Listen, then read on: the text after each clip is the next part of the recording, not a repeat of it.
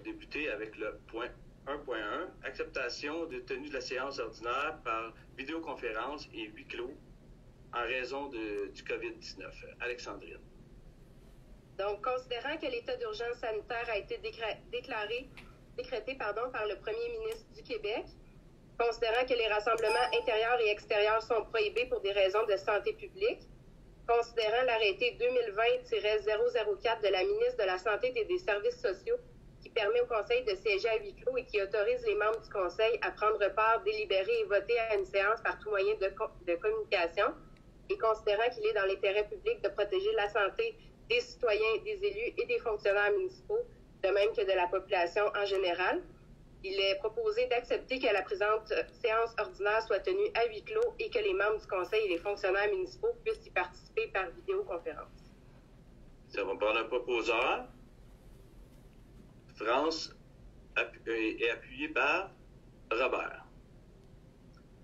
En 2.1, adoption de l'ordre du jour de la séance ordinaire du 7 avril. Ça prendra un proposeur, Marie-Ève, et secondé par Mathieu Daviau. En 3.1, approbation du procès-verbal de la séance ordinaire du 10 mars 2020. Ça prendra un proposeur également, Michel Martel, et secondé par Vicky Langevin. En 3.2, approbation du procès-verbal de la séance extraordinaire du 23 mars 2020.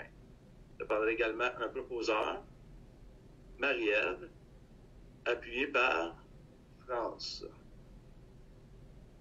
En 3.3, dépôt du procès-verbal de la réunion du comité consultatif d'urbanisme du 17 mars 2020. Ça prendra un proposeur, Robert, appuyé par Mathieu Daviau. En 4.1, approbation de liste des paiements à ratifier et des comptes à payer. Michel. Alors, il y a 3 listes qui ont été déposées. Celle des chèques à ratifier pour un montant total de 909 932,40 $. Les comptes à payer, 4 849 343,38 $. Et les salaires, période CC7, 309 438,35 $. Donc, la résolution consiste à ratifier les paiements effectués, approuver les comptes à payer qui apparaissent sur les listes jointes ou présentes, autoriser la trésorière à émettre les chèques nécessaires pour effectuer le paiement des comptes à payer. Voilà. Un proposeur, Mme Vicky Langevin, appuyée par Mme Marie-Ève Tanguay. En 5.1, versement d'une aide financière exceptionnelle due à la pandémie du COVID-19. Centre d'entraide bénévole de Saint-Amable. Vicky. Vicky, le son. Excuse. Oui, je suis désolée. Alors, considérant que l'organisme est un service essentiel puisqu'il offre des services de popote roulante et des paniers de denrées alimentaires aux citoyens dans le besoin, considérant également que les activités communautaires et d'autofinancement ont dû être arrêtées en raison de la pandémie du COVID-19, ce qui engendre un manque à gagner approximatif de 12 000 $ par mois à l'organisme. Alors, pour ces raisons, il est proposé de verser une aide financière exceptionnelle de 5 000 $ au Centre d'entraide bénévole de Saint-Amable afin d'appuyer l'organisme et lui permettre de maintenir les services offerts aux Amabiliens et Amabiliennes dans le contexte de la pandémie actuelle, notamment en couvrant certaines dépenses de fonctionnement. Bien, ça prend un proposeur, Mme France Gosselin, et appuyé par M. Robert Gagnon. 5.2, octroi de contrat et autorisation de paiement, plan de balance économique agricole, mandat à la firme Expansion Stratégique Inc. pour la réalisation d'une étude de marché complémentaire sur les légumes de transformation. Michel. Alors, considérant qu'il y a lieu de réaliser une étude de marché complémentaire afin de cibler les légumes qui pourront cohabiter dans l'usine de transformation de la pomme de terre, afin de rentabiliser l'usine et de respecter la rotation obligatoire qui est imposée aux agriculteurs. Considérant que cette étude de marché complémentaire est subventionnée en concurrence de 80% par la communauté métropolitaine de Montréal, puisque des sommes prévues au budget initial sont toujours disponibles. Donc, la résolution, ça consiste à octroyer le contrat pour la réalisation d'une étude de marché complémentaire sur les légumes de transformation à la firme Expansion Stratégie Incorporée pour une somme de 9 485 $ et 44 sous, toutes taxes comprises. Voilà. Excellent. Ça fait un proposeur, M. Mathieu Davio, et appuyé par M. Robert Gagnon. En 5.3, autorisation mise à pied temporaire COVID-19. Marie-Ève. Donc, considérant l'état d'urgence sanitaire a été décrété par le premier ministre du Québec en raison de la pandémie de COVID-19 qui sévit actuellement, considérant que le premier ministre a ordonné à toute entreprise et organisme qui n'offre pas de services essentiels de fermer les portes jusqu'au 4 mai 2020. Donc, nous avons certains employés qui ne sont pas en mesure d'effectuer du télétravail ou ne veulent pas être réaffectés à d'autres tâches. Il est donc devenu inévitable de devoir procéder à certaines mises à pied temporaires au sein du personnel de la Ville. Donc, il y a lieu ici d'autoriser les mises à pied temporaires des employés qui apparaissent sur la liste jointe aux présentes. Ici, on parle d'une quinzaine d'employés en raison des circonstances exceptionnelles causées par la pandémie du COVID-19. Un proposeur, Mme Vicky Langevin, appuyée par M. Michel Martel.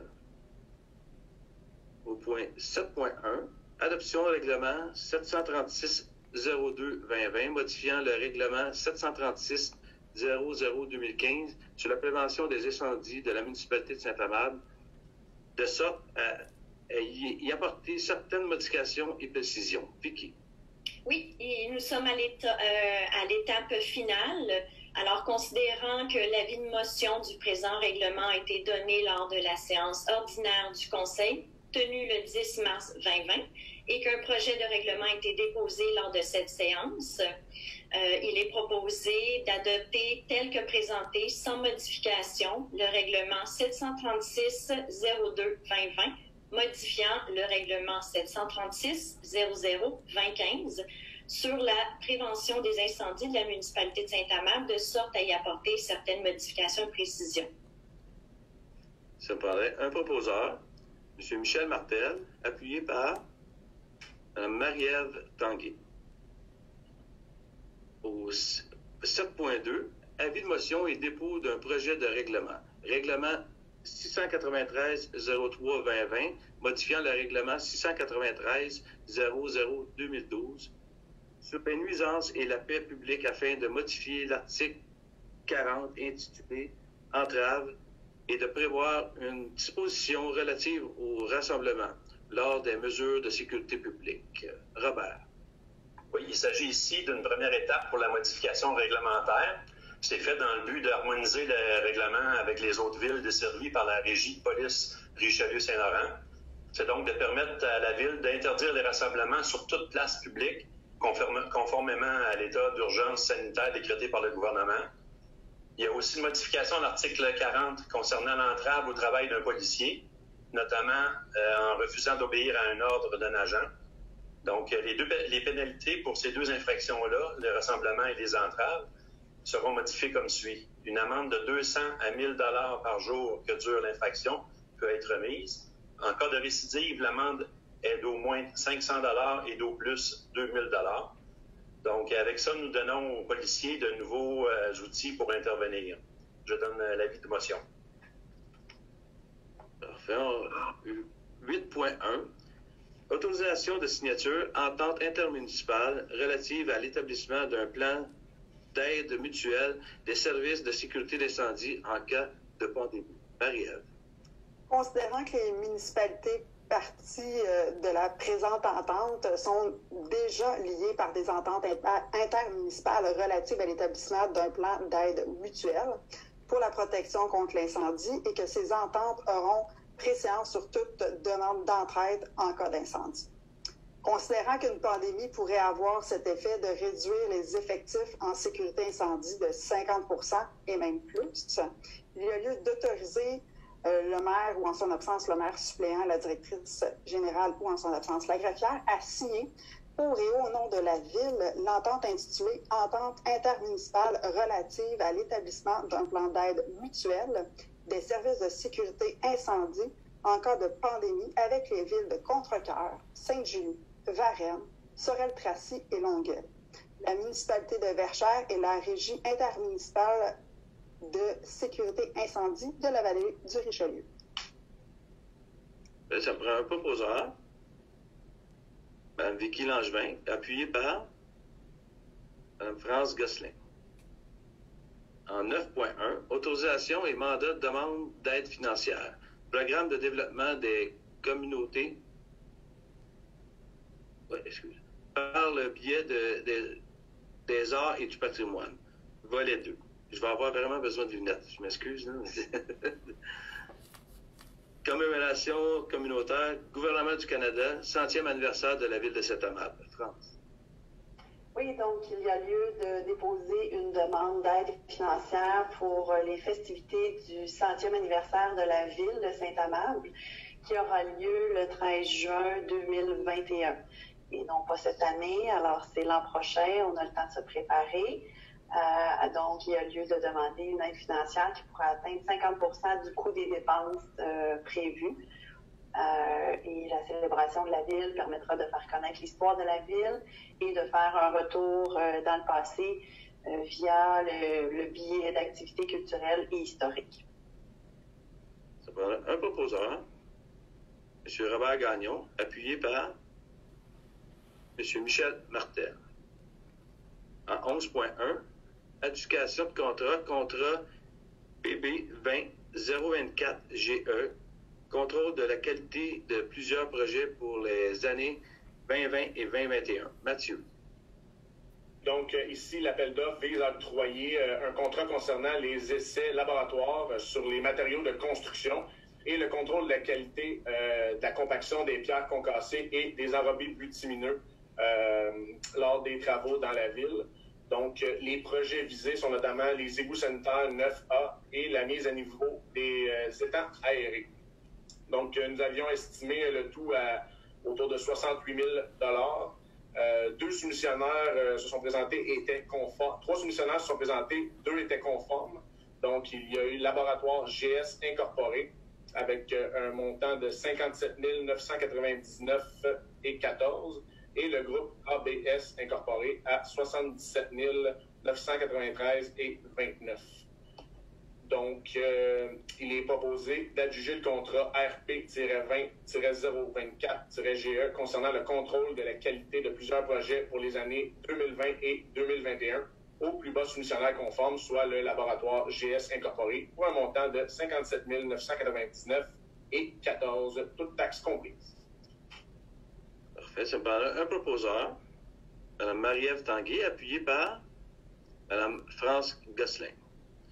En 11.2, adjudication de contrat RP 20-027-TP, balayage des rues pour une période de 3 ans, année 2020 à 2022. Michel.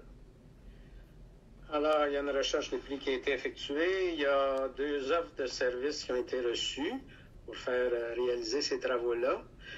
Et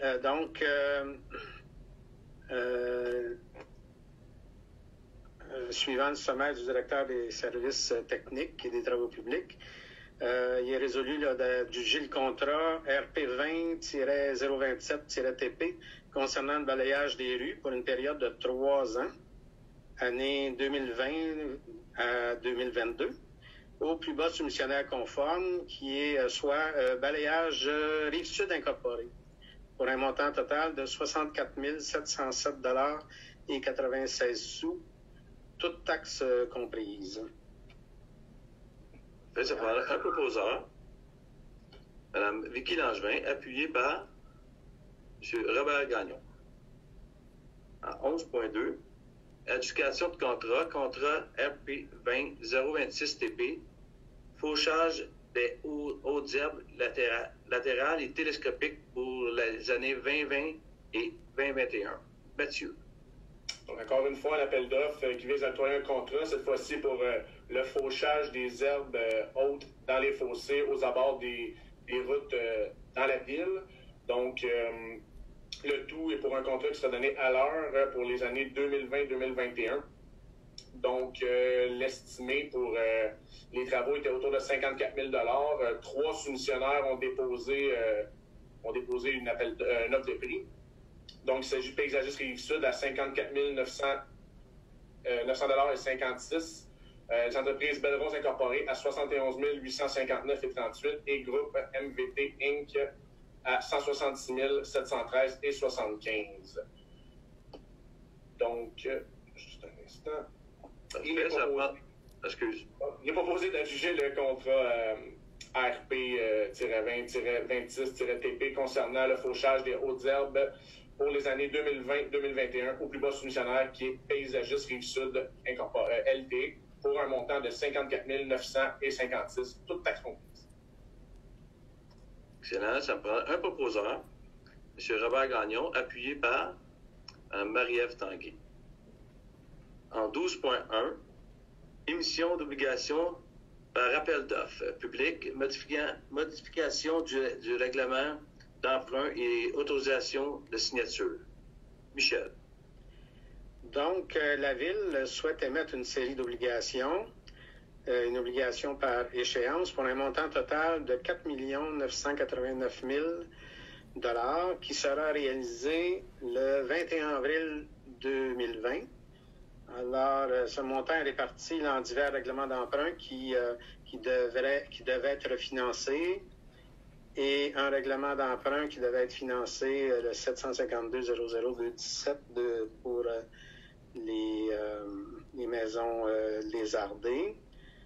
Donc, la proposition, c'est que les règlements d'emprunt qui sont indiqués dans le premier alinéa du préambule soient financés par obligation, conformément à toutes les normes usuelles lorsqu'on procède à ce genre d'exercice-là. Et finalement, autoriser les signatures requises, maire et suppléant trésorière ou la directrice générale. Voilà. Un proposeur, Mme Vicky Langevin, appuyé par M. Mathieu Devio. En 12.2, adjudication et autorisation de signature, émission d'obligations par appel d'offres public. Oui. Donc, pour ces mêmes règlements-là, oui. Vous m'entendez? Oui. On t'entend bien. Vous ne m'avez pas mentionné.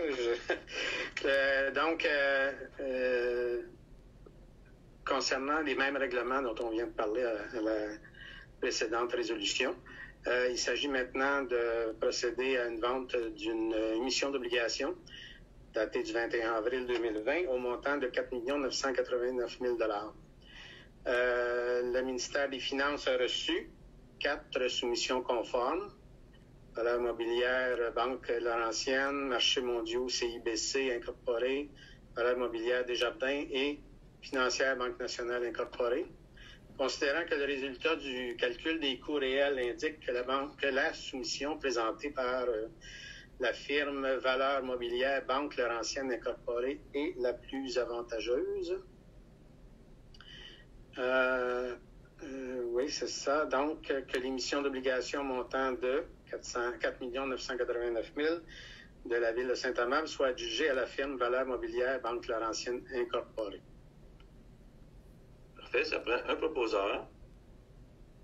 Mme France Gosselin, appuyée par Mme Marie-Ève Tanguay. Au point 13 d'urbanisme, les citoyens ont eu la chance, l'opportunité de s'exprimer sur les points 13.1 à 13.4, qui portent sur les demandes de délégation mineure et sur les demandes de modification d'un usage conditionnel. Aucun commentaire nous a été transmis. On va faire les points un par un. 13.1, demande de délégation mineure numéro 2020-006-DM 887 rue La Rachelle, Îlot. Je ne donnerai pas le numéro de cadastre au complet, France. Alors, la demande était de permettre un empiètement sur une distance de 0,76 mètres dans la bande de protection riveraine de 10 mètres pour la construction d'un balcon, alors que l'empiètement n'est pas autorisé. C'est un règlement d'ailleurs de la MRC Marguerite-Diouville de respecter le 10 mètres. Et il n'a pas été démontré, que le respect de la réglementation causerait un préjudice sérieux pour le requérant et qu'il y avait possibilité de faire la construction du balcon d'une autre façon, que l'aménagement soit du côté vers le côté ouest de la cour. Alors, pour ces raisons, le Conseil refuse la demande de dérogation mineure portant le numéro 2020-006-DM. En fait, ça me prend un proposeur, M. Mathieu Daviau, appuyé par Mme Vicky Langevin. En 13.2, demande de délégation mineure numéro 2020-007-DM pour le 425 principal. Robert. Oui, ici, c'est pour permettre la création d'un nouveau lot à bâtir ayant une profondeur de 27,43 mètres, alors que la profondeur minimale prescrite est de 30 mètres, donc une profondeur insuffisante de 2,57 mètres. Le deuxième point de la dérogation, c'est de permettre l'aménagement d'un aire de stationnement hors rue de 5 cases avec des sorties de véhicules en marche arrière, alors que la réglementation exige qu'une aire de stationnement hors rue soit aménagée pour permettre l'accès et la sortie des véhicules en marche avant seulement, s'il y a plus de 4 cases. Ici, dans ce cas-ci, il y a une case excédentaire de stationnement. Considérant que l'avis du requérant, l'enjeu de sécurité n'est pas compromis, puisque le nouveau lot donne sur une rue qui n'est pas très passante, c'est la rue Belleville. C'est un arrière-lot, dans le fond. Considérant que le demandeur a déposé 3 options d'aménagement, l'option A devrait être privilégiée puisqu'elle représente l'option la plus optimale de l'avis du Conseil du Comité consultatif d'urbanisme. Donc, il est proposé d'accepter la demande de dérogation mineure numéro 2020-007-DM à la condition que le requérant soit en mesure de démontrer, au moyen d'un plan signé et scellé par un ingénieur, que le raccordement aux égouts ainsi qu'à l'aqueduc peut être réalisé à partir de conduites existantes, le tout sujet à l'approbation du directeur des services techniques et des travaux publics et à l'obtention de la déclaration de conformité délivrée par le ministère de l'Environnement et de la lutte contre les changements climatiques. Donc, il est proposé de retenir l'option d'aménagement A telle que présentée par le requérant. Je prendrai un proposeur, M. Michel Martel, appuyé par M. Mathieu Daviau. En 13.3, demande de délégation mineure numéro 2020-008-DM 289 rue Coursol, France.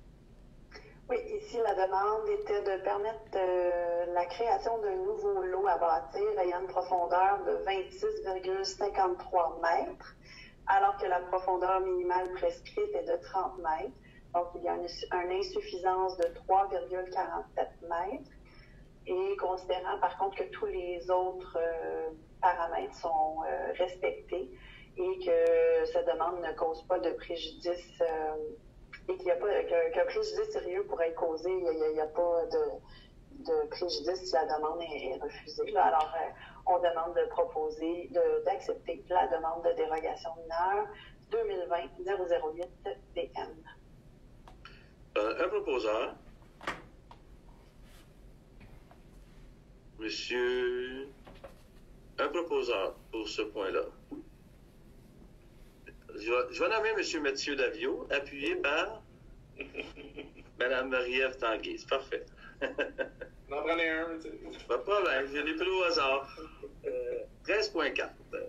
Demande de modification d'un usage conditionnel numéro 2020-001-UC pour le 500 à 563 rue du Ruisseau. Robert. Oui, c'est pour permettre la modification d'un usage conditionnel afin d'autoriser une variation de 0,3 mètres au lieu de 0,1 mètre entre l'implantation et la localisation.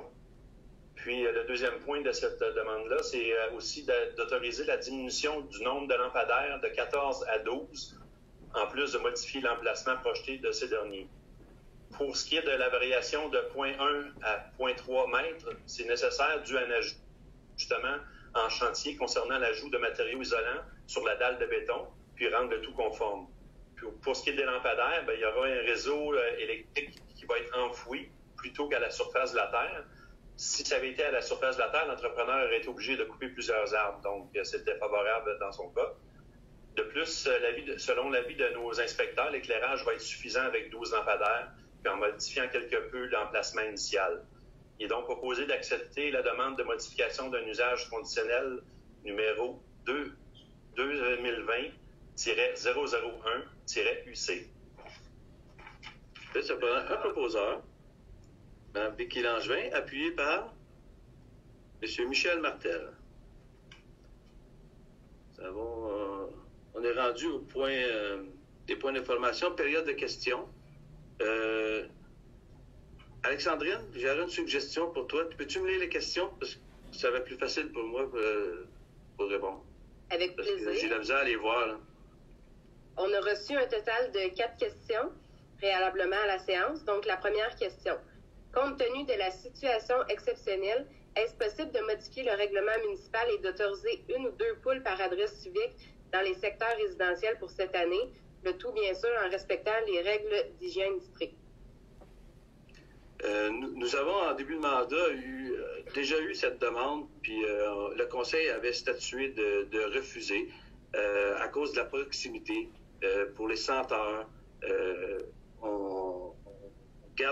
conseil va garder ce point-là et refuser d'avoir des poules urbaines dans le secteur urbain. On a déjà un règlement en place, ça prend une fermette, puis les fermettes sont acceptées dans le secteur rural. Merci. On passe à la deuxième question.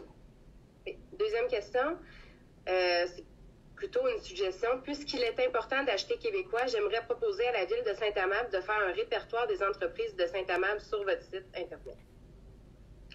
On a déjà, avec la MRC, qui s'occupe de ce volet-là pour nous, avec les 6 villes de la MRC. On est appuyé, il va y avoir un site justement en collaboration avec les gens d'affaires. On le fait, mais en lien avec la MRC. On a déjà quelque chose en place pour cela. Troisième question maintenant. Est-ce que les travaux publics passeront bientôt le balai dans les rues? On vient juste aujourd'hui d'autoriser un contrat à cet effet. Fait que, oui, dans les prochains jours, on va commencer à passer le balai dans les rues. Les travaux vont commencer avant. Ça va se faire dans les prochains jours. D'accord, merci. Puis, pour la dernière question, j'aimerais savoir s'il est possible de connaître le nombre de cas confirmés de COVID-19 sur le territoire CISSS Pierre-Boucher et aussi à Saint-Amable, et ce, périodiquement. On va le mettre en lien sur notre site Facebook et sur le site de la Ville dans les prochains jours. Oui, la santé publique, c'est le 6 Montérégie, donne ces informations-là, puis on peut les avoir par MRC. Maintenant, c'est nouveau. Avant, on l'avait juste par Montérégie-Est, qui était de Longueuil, du Vieux-Longueuil jusqu'à Contrecœur. Mais maintenant, c'est nouveau. On va être capable de l'identifier par MRC. Sauf qu'on ne peut pas savoir dans les villes parce que c'est confidentiel. La santé publique ne permet pas d'avoir cette information. Donc, c'est ce qui met fin à la période de questions. Là, on n'en avait pas reçu d'autres préalablement à la séance. C'est parfait. Fait qu'on va faire la levée de la séance. Ça me prendrait un proposeur, M. Michel Martel, appuyé par Mme France Gosselin. Puis merci beaucoup de nous avoir écoutés dans notre première vidéoconférence. Merci.